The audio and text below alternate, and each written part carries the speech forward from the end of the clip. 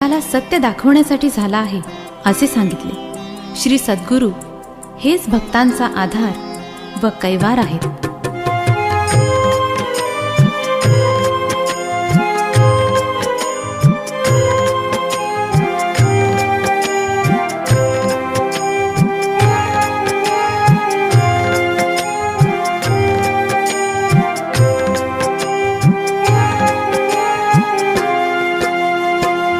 तूच माझा आधार, तूच माझा कैवार, तूच माझा आधार, तूच माझा कैवार।